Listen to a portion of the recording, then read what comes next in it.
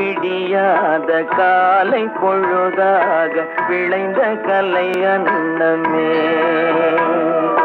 நதியில் விளையாடி கொடியின் தலை சீவி நடந்த இளந்தென்றலே.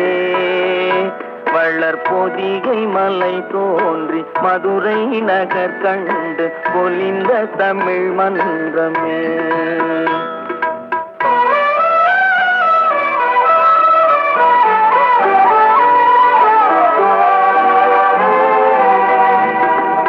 யானை படை கொண்டு சேனை பல வென்று ஆள பிறந்தாயடா, புவி ஆள பிறந்தாயடா.